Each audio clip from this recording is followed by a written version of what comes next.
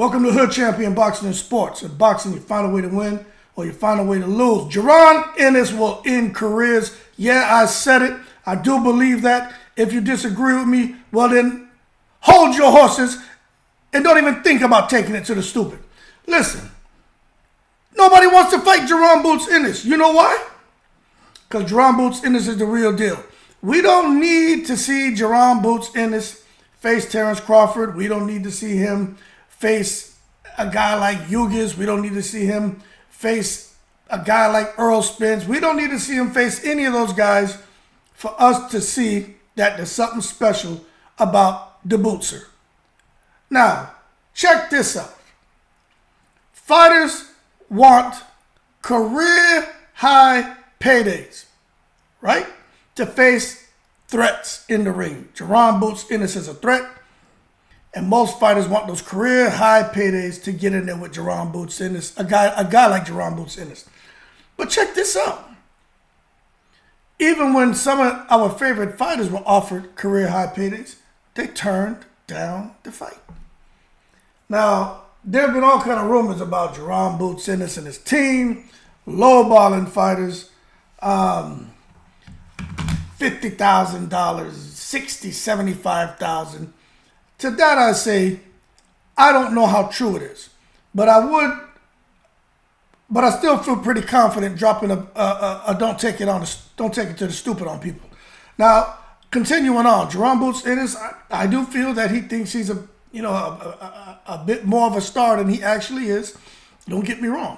We all feel that he is destined for greatness, but he hasn't had the breakout fights.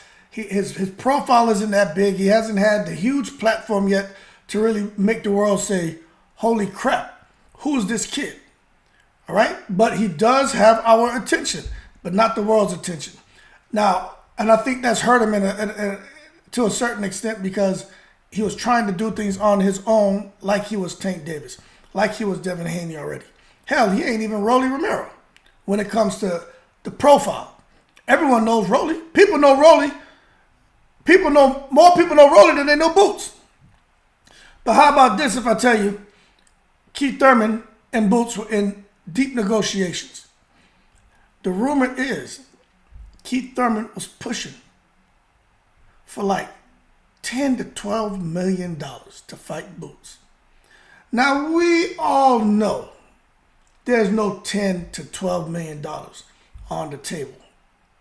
Not coming from Showtime, not coming from Al Heyman, not for Keith Thurman. Now, if Keith Thurman was active and out here tranquilizing these young boys like he was doing before he, got married and had kids and started to live a beautiful semi-retired life, maybe Keith Thurman could have pulled a little $9-10 million, out of Showtime, out of PBC, because a lot of fans would have still been following him, and the live gate would have done well, ticket sales would have done well, pay-per-view probably would have done well.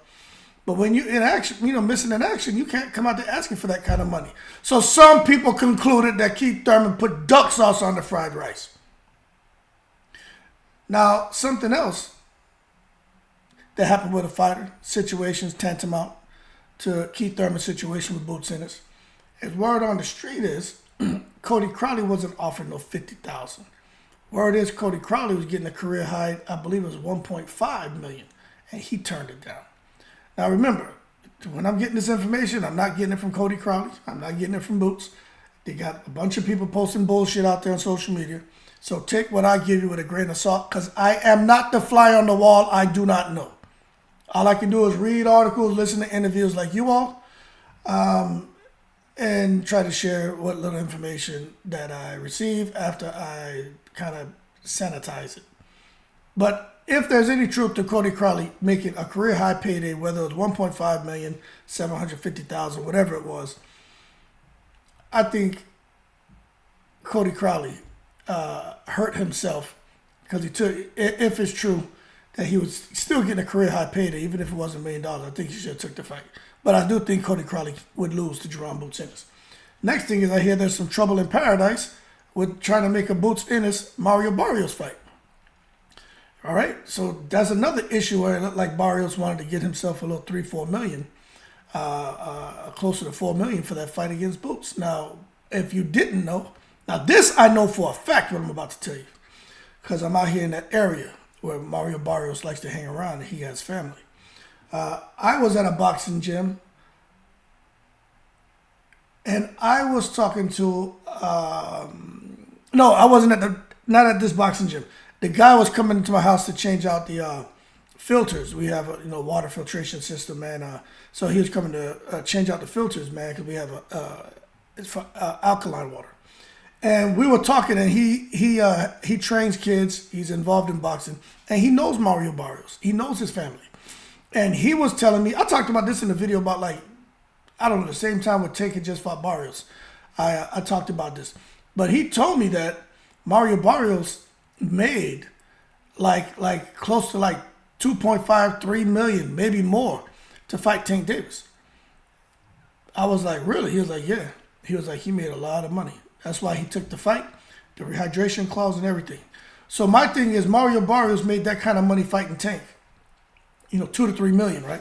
2.5 to 3 million, something like that. And if he made that kind of money fighting Tank, and you want him to fight Barrios and Mario fight Barrios, you want him to fight Jaron Ennis. Well, Barrios is like, look, they're gonna have to pay me. And of course, the numbers, they weren't able to work out the numbers and the finances, so it looks like that fight may be in peril. But the thing is this, for Jaron Ennis, he's at a point to where he's gonna have to figure some things out, right? And the IBF is gonna have to figure some things out too. Because I think it sucks that Jaron Ennis has all this talent, and I think we all feel that no matter who he gets in the ring with at 147, that you'd have to kind of give him the benefit of the doubt to get the win. Now, him fighting Terrence Crawford, I just still think Terrence Crawford gets him, but that fight is pretty evenly matched. Experience is the thing Crawford has over Boots. That's why I would side with Crawford. But, I mean, those guys, I did a video, only a ninja can kill a ninja. And Terrence Crawford and Jaron Ennis is damn near, have damn near the same fighting style. So, again, that to me would be like an experienced ninja facing the young, aggressive, hungry, inexperienced ninja. But yet again, it's a ninja against a ninja, and I think that's a very good fight. Now, Ennis against Spence, I think Ennis just walks right through Spence Jr. I do. I mean, it doesn't matter if they fight at 147, 154. I think Ennis walks through Spence. Virgil Ortiz Jr., not so easy a fight for Jaron Ennis. I don't care what no one says. Virgil Ortiz Jr. can fight. I understand this issue he had with his health. Some people think he was on steroids. Some people think he overtrains. Some people think he's putting duck sauce on the fried rice. I don't know. All I'm telling you, Virgil Ortiz Jr., man, he can scrap. So him against Ennis is not an easy fight. Ennis against Stanley Eunice, I heard Stanley Eunice, that fight didn't work out because Stanley Eunice wanted the kind of money that just wasn't there. So that's something else that bubbled up. Santillan, I think Santillan's a good fight with Boots, but Boots just, works the jab, and I think by round 5 he gets Santillan out of there. But if Boots takes it to the stupid and tries to turn it into a coochie-coo contest and wants to fight in close, Boots can find himself getting tore out the frame because Santillan, I don't know, that motherfucker, he takes power-ups or something, man. I ain't never seen nobody do what he did in the ring when he fought Rocha. Crowley, go your ass back to Canada. You don't want to fight nobody. Evanesian, I don't know what happened to that dude after Bud beat his ass, but somehow he's still hanging around in the rankings. And we talked about Barrios and Rocha. Rocha still's got to build himself back.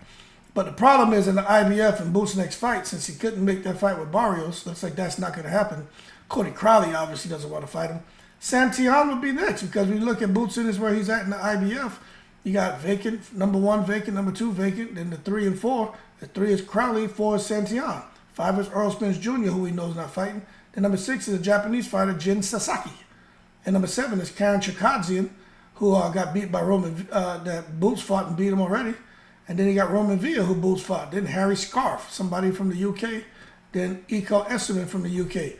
Then Alex Rocha. So when you look at what's really in the IBF for Jaron Ennis, I wonder if I can show y'all that. Let me see if I can show you this. Here it is. Yeah. So when you look here for Jaron Ennis, let me enlarge this for you. Okay. Where is he at? Right there. Look, vacant. Number 3 is Cody Crowley, Giovanni Santillan, Earl Spence Jr., Jin Sasaki, Karen Chikadze and Roman Villa, Harry Scarf, Echo Esserman, Alexis Rocha, Gabriel Venezuela, Jamal Jones, Steve Spark, Shakram Giyasov. So when you just look at those names, I mean, damn. There's nobody at all for Jaron Boots Ennis to fight in the IBF. He's got to really look at trying to unify. And Stanley Eunice wanting the kind of money that wasn't available, and Barrios is sitting here complaining about the kind of money they wanted to give him. So it's very unfortunate. The only fight really Jaron Boots Ennis could try to make is Crawford, and Crawford doesn't want to fight him. So Jaron Boots Ennis is in a bad space, and I truly believe because they feel he's such a high risk that he will end their careers, and him getting a win over these guys is not going to do anything but catapult him to where he needs to be, because in boxing it's all about moving up the ladder and not reversing. That being said, y'all keep cool. Jaron Boots Ennis is a special fighter, but I hate to see him just hanging around, man, languishing in the breeze, no activity. It's just horrible to see a talent like this can't get a fight. And I can see him having to just take anything. But first and foremost, he needs to get with the right promoter, because Jaron Boots Ennis, a lot of his misery is self-incurred. My boy needs to figure out what the hell he's doing. And I do think he should go with Eddie Hearn. I don't care if Eddie Hearn has him fighting, like some people say, he'll have him fighting a low-tiered opposition. But he'll be active, he'll be sharp, and he'll be stacking up his money. And he'll be winning. So I think he should go with Eddie Hearn, do like a little 3-fight deal, and then come back and see what's up. By then his profile will be raised even more. And we'll see. But right now, I'm telling y'all, man, these guys wanting the kind of money that's just not available. And for a guy like Boots Ennis, that sucks. So he's going to get him. He's fine. I think he's going to end up in a desperate position. And he's going to see next year still no activity. And then the IBF may start giving him pressure. And it's going to get ugly. But that being said, y'all keep cool. Jaron Boots, this man is out here. He will end these fighters' careers. And nobody wants to give him that opportunity, because I truly believe they know that. Yo, y'all keep cool. I'm in the breeze.